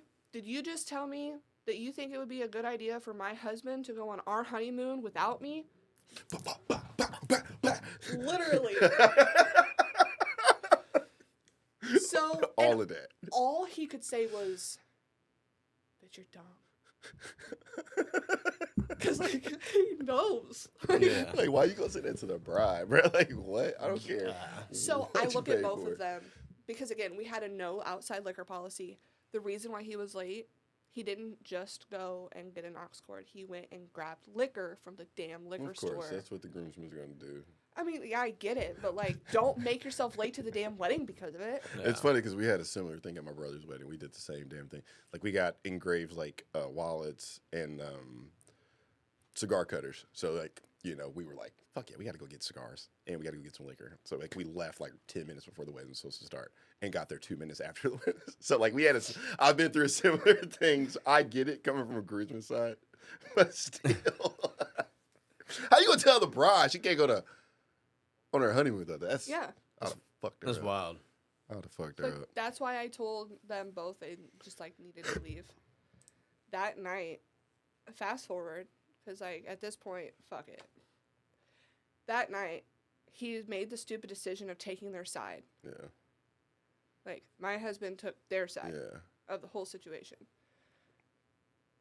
I don't know if you've ever been in a type of relationship where like you don't walk away if you're in the middle of an argument. Like don't walk away. Like just Keep hash arguing it until out. we Like I understand separating yourself from like if shit goes down kind of thing. But, like don't lock yourself in another room just to make it worse. yeah. Taking accountability for my own actions here, I may have kicked the door down. Yeah. I thought she was just speaking on it, but no, he really locked us up in a room. No, like he went like Boom! yeah, like he said maybe I might go on this trip without them. Like you were kind of way out of line, and I went no. Caitlin, And there were so many red flags. There was, and that's the thing. So like, many red flags. again, you live and you learn. Yeah. It was just it was there was so many red flags. Looking back now, I wouldn't. Let me clarify. I would not trade my experience for anything. Yeah. Like it got me to where I am now. Yeah. I have my daughter. Truthfully, like God works in mysterious ways. As does. non-religious Yeah. as I am, He like does. everything happens for a reason. Your whole time span from Yeah. divorce, I guess you would say, like right before the divorce, so it's as long as I've known you till now, he works in mysterious ways. Yes. Because like, So like my mother died in March of 2024, mm-hmm. and I was pregnant in August Mm-hmm. of 2024. I left my husband in June. Mm-hmm. Boom, boom, boom. Yeah. It's like So, a whole fucking, like you're looking this way, and now you're completely shifted, you know? Yeah. Well, right. That's wild. And like my mom passing away had a lot to do with me leaving Yeah. because like You kind of had to at that point because you really didn't. It's not that you didn't have somebody to consult, but you didn't have somebody to, talk shit with. yeah, to make you feel better about the shit that you were going through. Right. Like I you was know? completely alone at that point. Yeah. Like, you know, But you had no choice but to leave the situation. Because, like I said, you had a lot of red flags. You had a lot of shit that you was dealing with. So, like, at that point of losing your mother, that's the lowest point that you probably could have been in. losing a parent, losing a parent changes you 100%. Yeah. Like it, and sometimes it's for the better, sometimes it's for the worse. In my case, it was for the absolute worst. Yeah. Like going from, and again, this was moving very quickly. Going from my mom is sick and having a sick parent, especially if you're close with them, it's draining. Especially if like you're the one taking care or helping taking care of them, it's absolutely mentally draining. Yeah. To losing that parent, to then my cousin passing away, literally all in the same time span. By the way, my cousin passed away the weekend of Father's Day. I do remember something about that. To him telling me I looked like a skank before I left for his funeral. Yeah. That was kind of like where I drew the line. I was like, you know what? I can't. So I decided to leave. To my dad starting to date my godmother, which was my mother's best friend, all while being pregnant, all within, 6 months? Yeah. Like... It is wild. So, like, when you said how did my childhood kind of affect where I'm at now? it went from slow transition of getting like the fundamentals to thank God I lived the party life early because I grew up way too quick. Yeah. Mm-hmm. And now within the last year and a half, what are we going on? Not even a year. Not even a year. It's just Now, speedball. Yeah. It's like you was going 50, now you're going 100. Yeah. You know? 150. Yeah. Yeah. Wait till that baby comes, though. Wait till that baby comes. I'm hoping it stops. I'm hoping, like, so, like, they always say whenever you have a child that, like, their fundamental years, like, go by the quickest. They do. Which your children are freaking adorable, Appreciate by the way. it. Appreciate it. But, like, I'm hoping that with how hard this pregnancy is, by the way, also, like, she's put me through the ringer. Yeah. Like, 100%. Constant hospital visits, constant might be in labor. I can't roll over. Mm-hmm. You watched me waddle from my car up into the building. Like me and Patrick turned around and started walking, all normal. And I was like, wait. Oh, she's way back there. Like, they just left my ass. Damn. You're like, sorry, I'm waddling. Like, yeah, you're pregnant. I almost couldn't get my shoes on this morning. Like, when I tell you that I miss my Vans so damn much, like, hey dudes are comfortable and all. Being able to wear leggings every day is cool at first and all. Like, and that's kind of been my hardest thing throughout this entire pregnancy. Being with my ex-husband, he was very modest, is how I'm going to word that. So he was wearing hoodies at 120-degree weather. Yeah. He expected me to do the same, right? Yeah. I get with Patrick. He don't give a shit, bro. Yeah. Like, Yeah. I'm over here at a Young Gravy concert in booty shorts and a tank and a crop top, like, living my best He life. like, hell yeah. And then I get fucking pregnant. Now my body is ruined. Shout out Young Ruined. Gravy. So it's like, that's probably been the hardest thing. Like, I thought that, being comfortable all the time and, like, wearing leggings and, like, this is Patrick's fucking shirt, bro. Like, wearing, like, baggy-ass clothes and, like, just not having to give a shit. I thought that was going to be, like, the best thing in the world. And it is. Don't get me wrong. Like, the excuse to eat anything you possibly want is great. Dollop of sour cream. Dollop Yeah. daisy. Until it's not. Until it's not. Like, I gained so much weight. Oh, man. Just Like- realize you have to be active after you push. I mean, first off, Hold have you up. seen the size of his head? I ain't pushing shit, bro. Yeah. Good point. So, like, I mean, obviously you have to be active afterward, but it's like, dealing with everything that I've dealt with in the last 6 months, on top of, like, pregnancy body dysmorphia, is, like, whack. Yeah. Super wicked. She's like, this is not me. I'm not this person. No. Yeah. Because it went from, like, being at my lowest to getting confidence again to kind of, like, riding that for, like, a month and a half. I got a little comfy to what? Yeah. Like, Dropped. Get that drop. Yep. yeah. Yep. It's like the first 8 weeks whenever you're pregnant, but every single pregnancy is different, by the way. Like, Oh, yeah. these influencers, though, that say that, like, oh, I'm 8 months pregnant and I'm over here doing TikTok dances. You are, bro. Yeah, they don't be doing it. But, like, the first 8 weeks, when you can't really tell, like, you're like, oh, yeah, I'm pregnant. Like, okay, cool. Ha, ha, ha, ha, ha, ha. Like, oh, And my then, God, I'm then you carrying start a puking, child. and you're like, wait a minute. Like, uh-oh. I can't eat this. I don't want this dollop of daisy right now. I can't have a drink of liquor. Like, right. And again, for me, smoking, drinking, doing all of the things, like, the things I would do for a fucking cigarette right now, bro. Like, and I haven't smoked since 2020. It's like, I didn't even think you smoked No.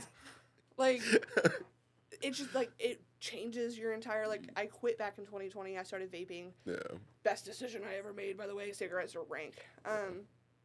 But, like, the things I would do for a Marlboro menthol smooth right now. Oh, yeah. You're just like the what is it? That was the word I'm looking for. God. Anyway, just the pleasure, I guess you would say, like that you would get out of it since you can't have it. Satisfaction. Yeah, satisfaction. Yes, yes. Like, what is that one It's song? like, I remember whenever I used to smoke, and there'd be like, I remember like a long time frame that I couldn't, and then I'd go be able to finally get that first drag, and I was just like, like smoke a cigarette after you eat, like the most. Yeah.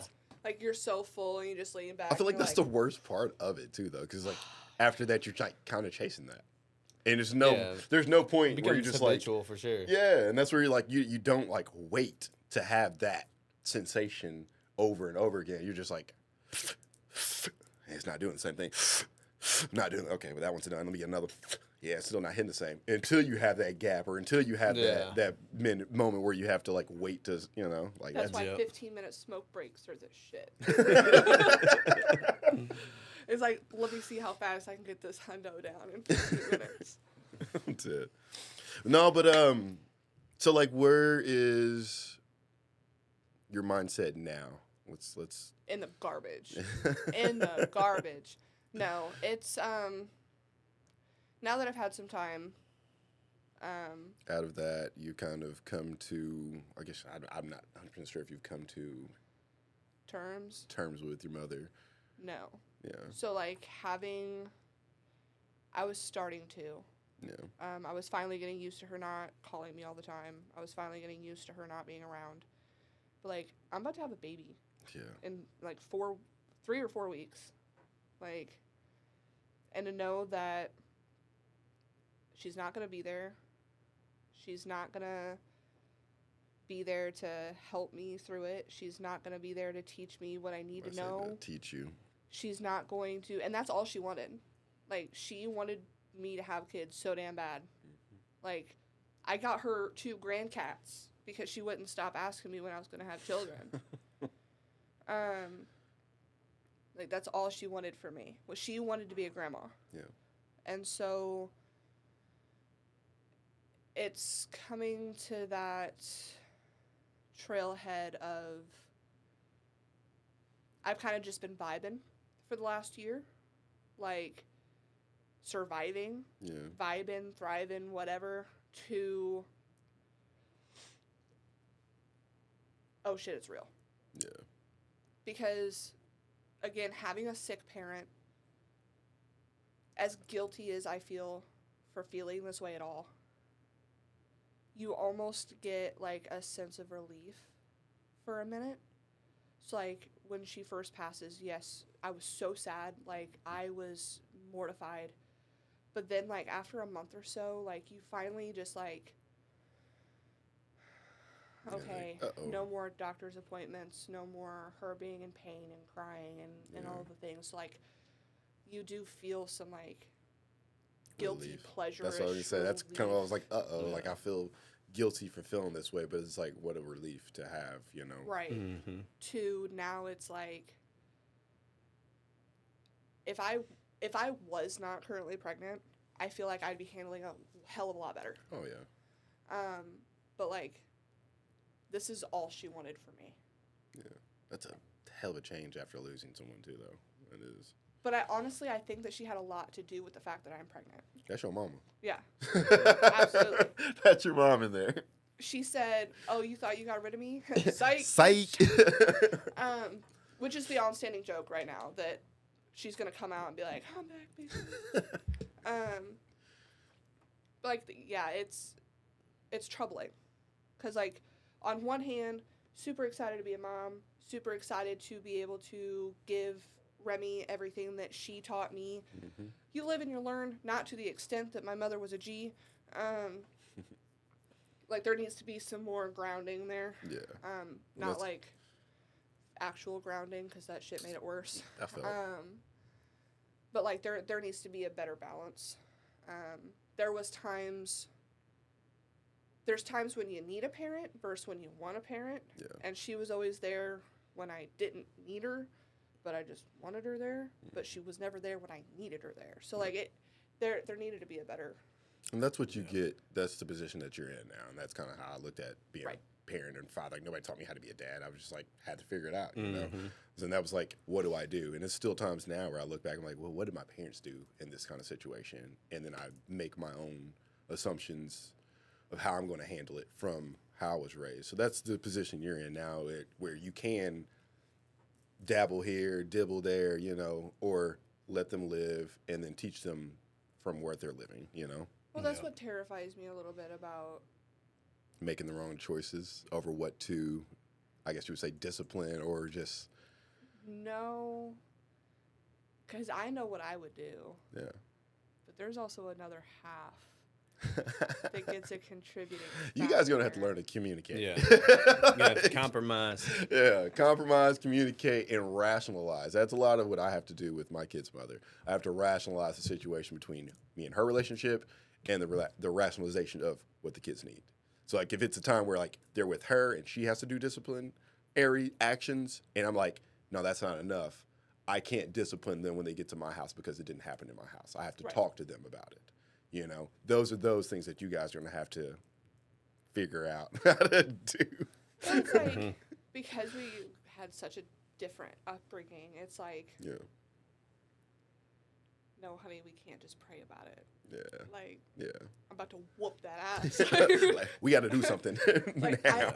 I don't know how you feel about it. I'm not into this soft parenting shit. Like this gentle parenting shit. Well, in Missouri, it's illegal to spank on the butt, so. It's what? It's legal to spank your child on the butt, yeah. So, like, if you are into spanking your child and you do it within reason, I call it There's an actual term for it. Yeah, but... For, like, legal term that says that as long, like, you can disciplinary your child in that manner without anything being done to you. Like, if they go to the school and they tell them that they got to spank him, where'd you get spanked at? On the butt. Okay, well, what happened? Why? I forget what it's called, though. Yeah. But, like, anything outside of those legal terms is considered abuse. Yeah. My mom was using fucking metal hangers, bro. I feel go pick a switch off the tree right now, boy. I go pick a stick to get beat with. Yeah. What? Like, my mom loved those like paddle brushes, like the hair brushes. Got more circumference, bro. But I mean, there's times where soft parenting comes into play, especially. I mean, shit. I think it all just really on the kid. Yeah, it depends on the kid. Yeah. And like what they need. I'm sure it depends on the circumstance too. Like, don't get me wrong. I'm not over here just gonna be like, I'm gonna beat my child. I'm gonna beat that shit. Like, but it's like, you know, I believe there are a few kids that I know, put it that way, that needed some more harsh. That needs some discipline. Oh yeah. Like, you're not gonna sit there and throw yourself on the floor in the middle of a restaurant and scream at the top of your lungs because you didn't get $1 to go play in the little claw machine. You know what I mean? Like, you're not gonna sit there in the middle of the floor and say, oh well, I want this, and if you say no, then you know, like. And what I try to explain to people is like, I will gladly pick her up and go sit in the car until she can calm down. Yeah. And I keep getting told, well, you're going to miss out on experiences too. But you have to think about that. It's but you're not trying necessarily how you need to handle it, but it is a way that you can handle it. Because I look at it as that's an inconvenience to you. To have to go discipline your child in the car, like you should teach your child to be in that type of situation without having to discipline them. Like, they need to know that if they don't get $1, they can't cry about it. You know what I mean? Right. But you have to do trial and error. You know what I mean? Yeah, and, like, you know, you're raising a child to be a functional human being, not someone who's... acts on emotions. Right, and trying to use those emotions to manipulate and get whatever they want. Yep. It's like, my mom was not afraid to, like, she had the look. I don't know if your parents ever had one of those. Like, it was the... I got my butt busted enough to where I knew. Yeah, it was like... the tone of voice. Like, it's all you need. That's what my kids get. They get that tone of voice. Like, when I give them that tone, They know that, oh, no, he's serious. Like, yes, sir, no, sir type situation. Like, yeah, like I need to take a step back, realize that I did something wrong and I'm in trouble. Yes, sir, I won't do it again. Like, that's how we solve things in my house. And if it gets to the point to where I got to spank somebody or bust them, they really did something. Or they're in danger themselves. See, those terms weren't allowed in my house. Yeah. Growing up. Like, my dad hated being called sir. If I called him sir, I got hit twice as hard. See, it's a Southern thing for me, and it's a respect thing for me as well. But definitely wish you the best on that aspect. I appreciate it, man. Definitely do. If you ever got any questions, reach out. All of them. Yeah. Just Reach like out. all of Ask them. my point of view. Ask me like what I think, because I got a boy and a girl, so you know. I was gonna say you live in both worlds here. I'm in the middle of both of them because they're a year apart too. So it's like I'm dealing with similar things with them, but like this one acts this way, this one acts this way. I have disciplinary things that I have behavioral problems for my son. My daughter has a freaking hell of a personality. So it's like I have to learn how to be in the middle of both of them on both skills, good and bad. So like yeah, there's a lot of times where I'm like, am I doing this right? Like, the fuck is going on? Like, I don't know. Am I a good dad? Am I a good person? Like, yeah, there's moments where I freaking crash. And then I see them smile or I hear them tell me that they love me. And I'm like, hey, I'm good. Like, it's good. I think, too, like, you questioning yourself that it's a good thing. Is raising your awareness of the things that you are doing and how you're parenting.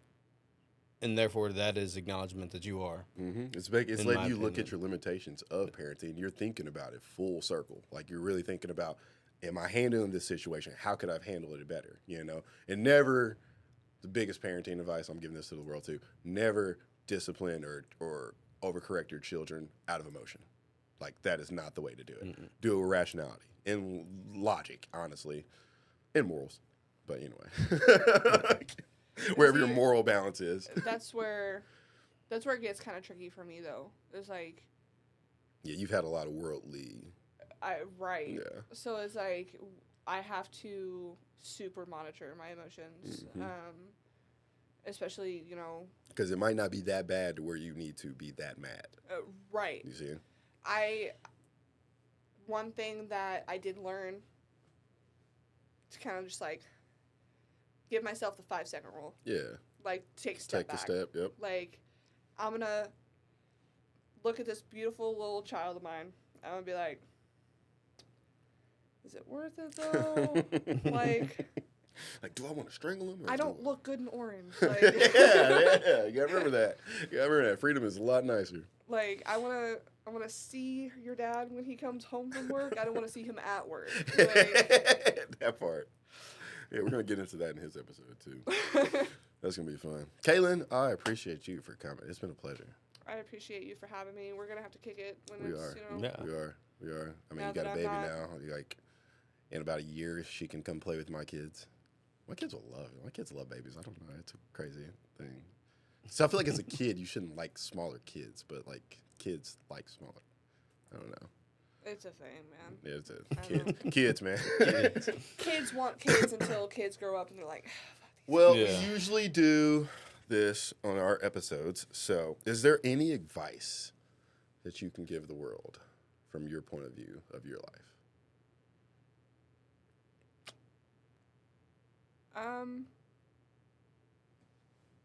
Honestly, a dollop of Daisy keeps the doctors away. Hey, you heard it, man. If you ain't eating a dollop of Daisy, you ain't keeping the doctor away. You better go holler at him. It's been a pleasure. Thanks for coming on. Yep. Thanks, man. Thank you guys for watching another episode of Unveiled Paths podcast. Like I said, make sure you like, comment, subscribe, share it, save it for later. I don't know. Eat your dinner to it. Eat your breakfast to it. Watch it while you're on lunch break. Scroll on TikTok. Like the video, comment. Say Beezel's got a big head. I don't care. Just engage. D-Welk, what's up, dog? That's right. You know, this is real people, real paths, and this is Caitlin's story. Yep. Hope y'all enjoyed. Peace.